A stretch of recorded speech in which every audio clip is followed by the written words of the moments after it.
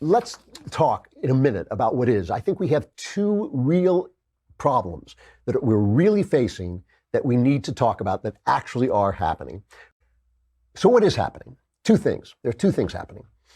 One, we have a problem dealing with mental illness in this country. Nobody wants to talk about it, and the reason nobody wants to talk about it is because it doesn't fuel the hate machine. It doesn't fuel the outrage machine. Outrage is what you tune in for. You tune in for outrage because outrage gives you a little chemical burst of satisfaction. Everybody wants that outrage. You want to get that outrage. We all want it. I'm not talking about you. I'm talking about me. I'm talking about all of us. We all want to hear about how it's the other guy's fault and what's the stupidest thing anybody said. And by the way, we're going to get to that because a lot of stupid stuff got said. We'll talk about it. But all of these guys who have committed these acts over the years, these mass killings, almost all of them, not all of them, but almost all of them are mentally ill. I am not stigmatizing the mentally ill. Most mentally ill people do not commit violence. Most mentally ill people do not commit violence. But because of this reluctance to stigmatize the mentally ill, we have neglected the fact that our system for taking care, forcibly taking care of those who need care has collapsed. We no longer have asylums that we can commit people to. We can commit them. There are a few of them, but you can't get in. It's hard to get in anywhere. It's hard to get people to stay in there. Once they're in, it's hard to make sure they get treatment, to force them to get treatment. Sometimes they get committed and they don't get the treatment they need. We now have treatment that would work, that would help people. We got to get them. You know, they think that the left does this more than the right. They think, I contacted an expert about this over the weekend. I contacted an expert, and the first thing he said to me is, he said, I'm a raving liberal, but only conservatives will talk to me. Only conservatives will talk about mental illness because we don't care about stigmatizing people because we're bums. But, we don't care. We want to say, look, this is the problem. These are the facts. Let's fix it. When you leave a mentally ill person out on the street or out free and he needs treatment, he becomes violent, he ends up in prison. Okay, he ends up in prison. That's a nightmare because first of all, he's already done harm to somebody. That's why he's in prison. And second of all, he's not going to get the treatment he needs. We need asylums. We need a way to commit people. Every cop on the beat will tell you this is true. Every police officer will tell you. And what's so heartbreaking is the families of these people will tell you, they'll say, I knew he was violent. I knew he was going to go bad. I couldn't do anything about it. He wouldn't take the meds. He wouldn't do what he had to do. He would take them for a while and then they'd make his mind fuzzy and he'd stop taking them.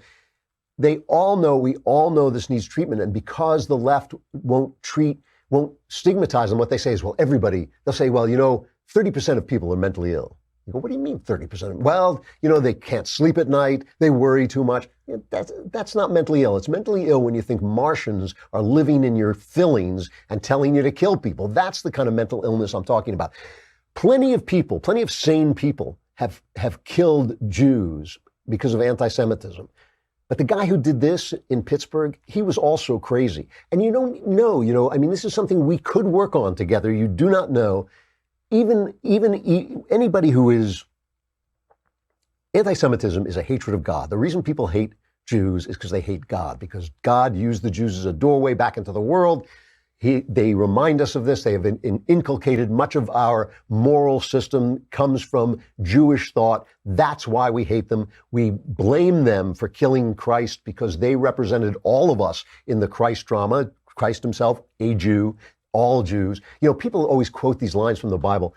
When I criticize America, right? I love America. But I criticize America because I love it and because we want to fix things that are wrong with it.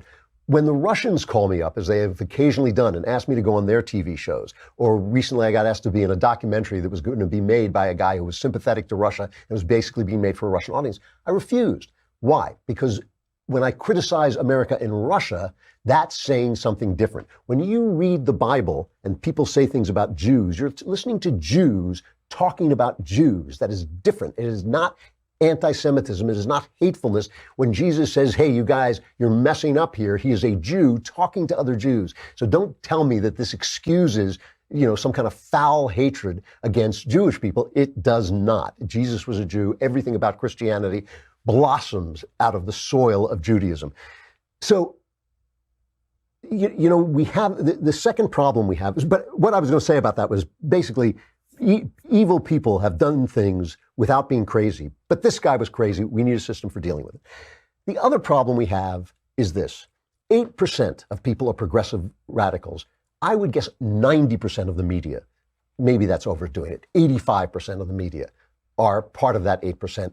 That's a problem. That should not be true. We cannot fix that by law because of the First Amendment. But listen to the garbage that was coming out after this incident in Pittsburgh. Listen to the things people say. There's this one woman, everybody's played this, but it really is worth playing. This is this GQ reporter, Julia Yoffe. Do you know how you pronounce her name? Joffe, maybe? She's Jewish. She comes out and says this about all they want to do is blame President Trump. But President Trump, by the way, the most pro-Jewish president in my lifetime, 3 Jewish grandchildren, 3 of his grandchildren are Jews, moves the embassy to Jerusalem. Bibi Netanyahu loves the guy so much, it's a little embarrassing. It's like, get a room, Bibi, I mean, of course he does. All Jews should love this guy. He's doing a great job for them. Here's what she said about him. This president, one of the things that he really launched his presidential run on is talking about Islamic radicalization. And this president has radicalized so many more people than ISIS ever did. I mean, the way he talks, the way he it's the way he talks, the way that he allows these people, the way he winks and nods to these groups, the way he says, I know I'm not supposed to say it, but I'm a nationalist, the way that he hems and haws when he has to condemn these people and kind of gritting his teeth, kind of says, fine, okay, I condemn this, but then, and all his... For you not to push back on that... You're about to push back on, but to that's irresponsible. For her to say that the President of the United States has radicalized more people than ISIS is irresponsible. Now, some of you may have forgotten who ISIS is because President Trump destroyed them, okay? So some of you may have forgotten, like, well, who's ISIS again? And remember, they used to have a caliphate until President Trump wiped it off the face of the earth. She apologized for that in that kind of creepy little apology way they have. It's not really an apology. But before she said that, she tweeted out, a word to my fellow American Jews. This president makes this possible here where you live. I hope the embassy move over there where you don't live was worth it. So in other words, it's the Jews' fault for wanting the embassy to be in Jerusalem where it belongs. Today, I went out of my way not to bring in any cuts from MSNBC where they're just being absolutely disgusting, but that's not the problem. The problem is not MSNBC. They represent the 8%. They represent that 8% progressive radicals. That's fine. They should have their stupid little television station that they can watch. I'm completely in favor of that. It's the mainstream. It's the fact that the mainstream are all saying the same thing. I brought in this montage from our pals at Newsbuster. This is Sarah Sanders. We cut her out. This is just the press hammering Sarah Sanders. Isn't it all President Trump's fault that an anti-Semite killed Jews? But he's also harshly attacked some of the very people that received those pipe bombs. And this morning, suggesting that the news media is responsible for the anger in the country. How does he do that when, in the case of the pipe bomber, this was somebody who went to Trump rallies. This is somebody who had a van covered with attacks on the media and praise for the president. The shooter in Pittsburgh is somebody who was provoked, it seems, by the caravan that the president has spent so much time talking about. Why is he out there, when you say he's trying to unite the country, why is he out there the very making these attacks? The very first thing But in his rallies, since the suspicious packages began being mailed, the president has called out Maxine Waters by name at his rallies. He's stood there as his supporters chant "Lock her up" in reference to Hillary Clinton, who he continues to call crooked Hillary Clinton. Will the president stop using that kind of language in light of the fact that these individuals were targeted? Shouldn't you reserve the term enemy for people who are actually the enemy of the United States rather than journalists? So let's remember, I always like to go back down memory lane. Let's remember what Nancy Pelosi said when the Bernie bro shot up congressmen at the Virginia ball field, right? And they asked her, they said, well, shouldn't the left tone down its rhetoric? Somebody actually had the temerity to ask Nancy Pelosi, shouldn't the left tone down its violent rhetoric? Here's her response. I think that the comments made by my Republican colleagues are outrageous, beneath the dignity of the job that they hold, beneath the dignity of the respect that we would like Congress to command. How dare they say such a thing? How dare they? So this sick individual does something despicable, and it was horrible what he did, hateful. But for them to all of a sudden be sanctimonious as if they don't never seen such a thing before. And I don't even want to go into the President of the United States, but in terms of some of the language that he has used. So again, let's go there another day. But since you asked, how could they possibly say such a thing? First of all, the timing of it all. Everybody is so sad, so concerned, so coming together. You know, let us all take a step back, examine our own conscience, see what negative attitudes we can all curtail. But the sanctimony of it all, really, really? So, the sanctimony of it all. So now we're hearing this. And, they keep saying, well, Trump is the president. Trump is the president, but the media is the media. The media is a great cloud of information, a great cloud of narrative that surrounds him. Trump is the only voice loud enough to cut through it. When he blames them, he's correct. When he says they are acting badly, he is correct. I don't particularly like the enemy of the people line either. I know he's too stubborn to ever let it go, but still, we have two problems in this country. We have lots of problems in this country, of course, because the country's filled with people. If we could just get rid of them, we wouldn't have any problems. But as long as it's filled with people, we're going to have a lot of problems. But the two big things that are going on is we have failed the mentally ill. We're leaving them out there to commit these violent acts, these mass acts of violence.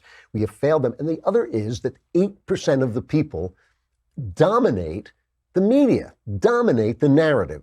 What's really happening in this country, if you walk out there, look at the police. I mean, I don't even know how to talk about this. Look at the police who run into a synagogue when there's problems there, who run into a mosque if there's problems there, who run into a black neighborhood if there's problem there. Well, that 8% on the media talk about how racist they are, how racist the police are. Listen, this is a country where a handsome Dan who has never done a damn thing for anybody can pretend to be a cop and make $250,000 a week.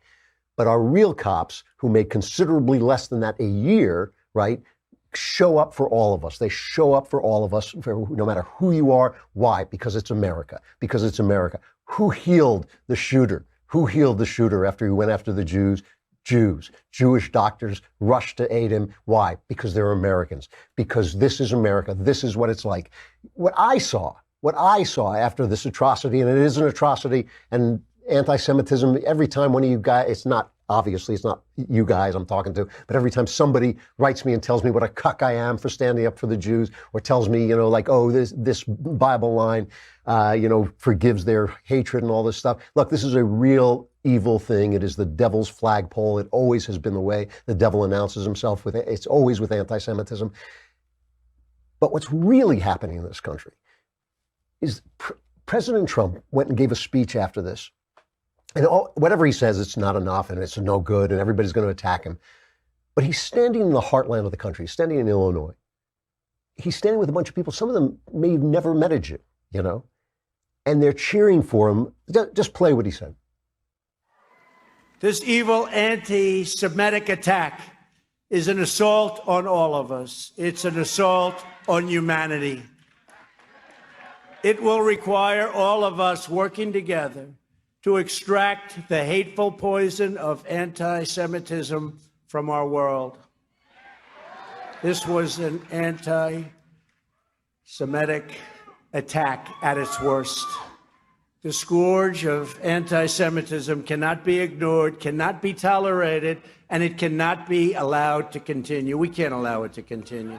When I see, he went on to say, they're trying to eradicate the Jews, we're going to eradicate you, and the crowd went wild. When I see this country, this Christian country, this mainstream Christian country, and out in the middle of the country, they are cheering this president they love with his 3 Jewish grandchildren, and he's saying words like that. And I have lived in other countries, and I've been around a lot of places in the world. This is the greatest country on earth.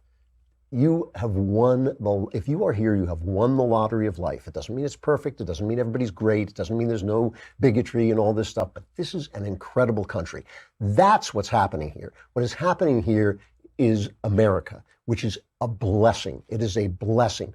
So these horrible things that happen are being magnified by 8% of the country who own too much of the media. That's one thing. And we have a problem with the mentally ill, that we're not treating the mentally ill. But meanwhile, out on the streets, out in the churches, out in the temples, out in the people's homes, This is a country where people are getting along every day with people who are nothing like themselves, who are rooting for people who are nothing like themselves.